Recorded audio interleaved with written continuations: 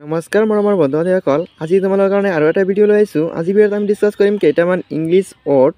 তোমালোকে English word কেইটা যদি শিকিব খোজা আজি ভিডিঅ'টি তোমালোকে সম্পূৰ্ণকৈ চাই লোৱা আৰু ভিডিঅ'টি ভাল লাগিলে লাইক কৰি তোমাৰ বন্ধুৰ মাজত ভিডিঅ'টি শ্বেয়াৰ কৰি দিবা আৰু যদি মোৰ চেনেলটি ছাবস্ক্ৰাইব কৰা নাই তেনেহ'লে ছাবস্ক্ৰাইব কৰি লোৱা।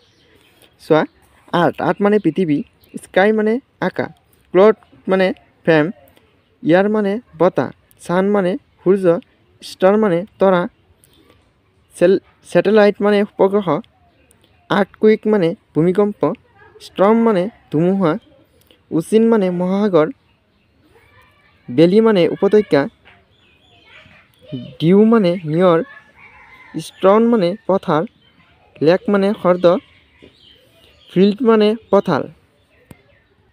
তোমালোকে ইংৰাজী ভাষাটো শিকিবলৈ হ'লে এনেধৰণৰ চেণ্টেঞ্চবোৰৰ অৰ্থবোৰ জানিব লাগিব। চোৱা, প্লেনেট মানে গ্ৰহ, প্লেনেট মানে গ্ৰহ, কমেট মানে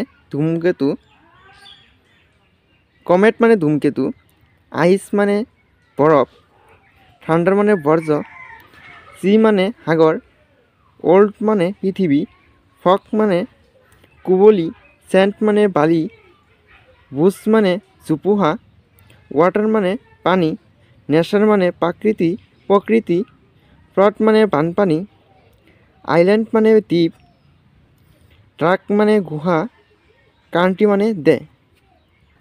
বন্ধুসকল, তোমালোকে এনেধৰণৰ ইংলিছ ৱৰ্ড কেইটা তোমালোকে বহীত লিখি ল'বা আৰু তোমালোকে এনেধৰণৰ ভিডিঅ'বোৰ পাই থাকিবলৈ মোৰ চেনেলটি ছাবস্ক্ৰাইব কৰি ৰাখা আৰু যদি ভিডিঅ'টি ভাল লাগি থাকে তেনেহ'লে এটা লাইক কৰি তোমাৰ বন্ধু বান্ধৱত ভিডিঅ'টি শ্বেয়াৰ কৰি দিবা।